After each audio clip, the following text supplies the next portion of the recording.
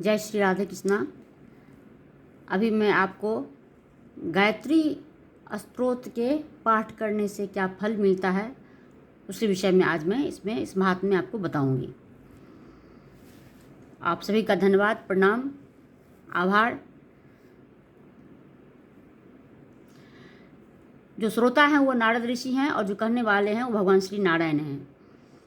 और श्री नारायण ने देवी गायत्री के विषय में कहा है कि आप ही संध्या हैं, गायत्री हैं, सावित्री हैं, सरस्वती हैं, ब्रह्माणी हैं, वैष्णवी हैं और हे देवी आप ही रौद्री हैं। आपका जो वर्ण है वो रक्त है, श्वेत है और कृष्ण वर्ण है आपका। और प्रातः काल में आप बाल्यावस्था में रहती हैं, मध्याह्न काल में आप युवा अवस्था में रहती हैं और सायंकाल में आप वृद्धावस्था में रहकर आप अपने भक्तों की, अपने बालकों की, अपनी संतानों की आप रक्षा करती हैं। और मुनिगण आपको इन्हीं रूपों में आपकी आराधना करने में वो निरंतर लीन रहते हैं। आपका इसी स्वरूप को वो हमेशा चिंतन करते रहते हैं। आप प्रातः काल में हंस पर सवार होती हैं, मध्याह्न काल में आप गरुड़ पर विराजमान रहती हैं और सायंकाल में आप वृक्ष पर आरूढ़ होकर विराजमान रहती हैं। और आप भूमंडल पर सदैव भ्रमण करती रहती हैं और ऋग्वेद का पाठ करती रहती हैं और यजुर्वेद का पाठ करती रहती हैं और शाम का आप गान करती रहती हैं और समस्त भूमंडल पर आप भ्रमण करती रहती हैं। आप ही विष्णु लोक में निवास करने वाली हैं, रुद्र लोक में निगमन करने वाली हैं और देवताओं पर अनुग्रह करने वाली और ब्रह्मलोक में विराजमान रहने वाली आप ही हैं। हे देवी आप ही माया स्वरूपनी हैं, सप्तऋषियों को सदैव प्रसन्न करने वाली हैं और समस्त प्रकार के वर को प्रदान करने वाली आप हैं।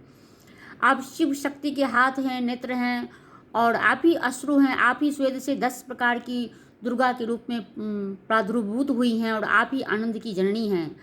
आपके जो 10 नाम हैं वो हैं वरेण्या, वरदा, वरिष्ठा, वरवारिणी, गरिष्ठा, वराहा, सातवां वरारोहा, नीलगंगा, संध्या एवं भोग मोक्षदा। ये आपके 10 प्रसिद्ध नाम हैं।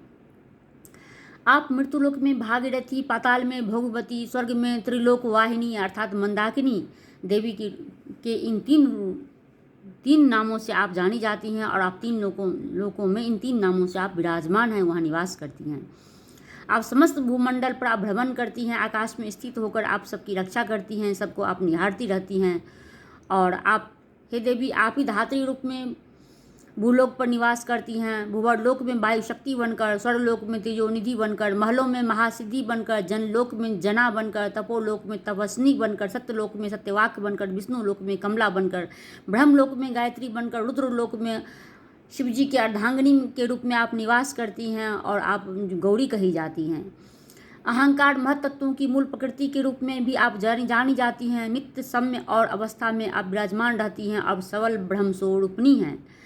आप उससे भी बड़ी पराशक्ति हैं। आप ही परमा कही गई हैं। आप ही इच्छा शक्ति, क्रिया शक्ति और ज्ञान शक्ति के रूप में आप विद्यमान रहती हैं और 3 शक्तियों को प्रदान करने वाली हे देवी आप ही हैं। आप नदियों में आप गंगा हैं, यमुना हैं, विपाशा हैं, सरस्वती हैं, सरयू हैं, देविका हैं, सिंधु हैं, नर्मदा हैं, इरावती हैं, गोदावरी हैं, शतद्रु हैं। देव लोक में गमन करने वाली आप कावेरी हैं, कौशिकी हैं, चंद्रभागा हैं, वितस्ता हैं, सरस्वती हैं, गंडकी हैं, तामनी हैं, तोया हैं, गोमती हैं तथा आप वेदवती नदियों के रूप में आप विराजमान हैं।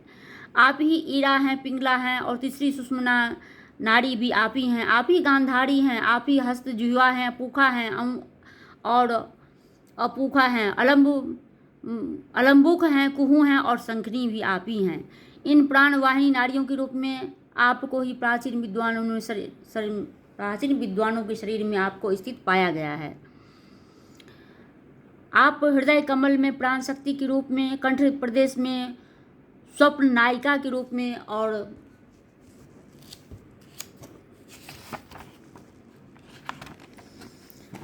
तालु में सर्वाबाधा स्वरूपणी के रूप में और भ्रू मध्य में बिंदु मालिनी के रूप में आप विराजमान रहती हैं। हे देवी आप मूलाधार में कुंडली शक्ति के रूप में और चूड़ा मूल पर्यंत व्यापनी शक्ति के रूप में आप स्थित रहती हैं। शिखा के मध्य में आप परमात्म शक्ति के रूप में आप विराजमान रहती हैं और शिखा के अग्रभाग में आप मनोमणि शक्ति के रूप में आप विराजमान रहती हैं।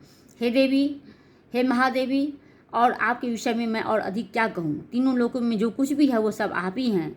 इसलिए हे देवी आप मोक्ष लक्ष्मी की प्राप्ति के लिए आपको सदैव नमस्कार है।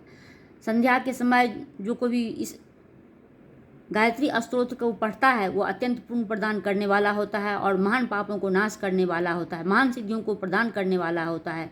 और जो मनुष्य दोनों बेलाओं में प्रातः काल और संध्या काल इस स्तोत्र को पढ़ता है, निश्चित रूप से वह निष्पाप हो जाता है, चाहे वो कितना बड़ा भी पाप का भागीदार क्यों नहीं हो। जो व्यक्ति एकाग्रचित्त होकर संध्या काल में इस गायत्री स्तोत्र का पाठ करता है, वह पुत्रहीन हो तो उसको पुत्र की प्राप्ति मिलती है, धनहीन हो तो धन की प्राप्ति होती है। और ऐसा करने वाले समस्त तीर्थ, तप, दान, यज्ञ और योग का जो फल प्राप्त होता है वह गायत्री स्तोत्र के पाठ से उसको मिल जाता है। सभी प्रकार के सभी अनंत कालों तो वह सुख का भोग करता है और अंत में वह मोक्ष को प्राप्त कर ब्रह्मलोक में वह स्थापित हो जाता है। इसलिए श्री नारायण कहते हैं, हे नारद, जो मनुष्य स्नान काल में तपस्वियों के द्वारा कहे गए इस गायत्री स्तोत्र का पाठ करता है, वह जहाँ कहीं भी जल में स्नान करता है, संध्या रूपनी मज्जन से होने वाले जो फल होते हैं वह उस मनुष्य को निश्चित रूप से प्राप्त हो जाता है। इसमें कोई भी संशय नहीं है। यह मेरा कथन है और यह सत्य है। इसलिए हे नारद, संध्या को उद्देश्य करके कहे गए इस अमृत तुल्य स्तोत्र का जो भी कोई व्यक्ति भक्तिपूर्वक पाठ करता है, निश्चित रूप से वह निष्पाप हो जाता है, वह तीर्थमय हो जाता है और एक दिन वह मुक्त को प्राप्त कर सभी पापों से मुक्त होकर ब्रह्मलोक में सदा सदा के लिए स्थापित हो जाता है। इसमें कोई भी संशय नहीं है। अब मैं अपनी वाणी को विराम देती हूँ। जानकारी अच्छी लगी तो लाइक, कमेंट, शेयर, सब्सक्राइब कीजिए। मेरा यूट्यूब का चैनल है एक, शिव परिवार और धर्म, उसको भी सब्सक्राइब कीजिए। वहाँ भी लाइक, कमेंट, शेयर, सब्सक्राइब कीजिए। फेसबुक पर संजना झा को फॉलो कीजिए, वहाँ भी लाइक, कमेंट, शेयर, सब्सक्राइब कीजिए और अपना मोटिवेशन मुझे देते रहिए, आशीर्वचन देते रहिए। धन्यवाद। हर हर महादेव। शिव शिव। जय देवी गायत्री।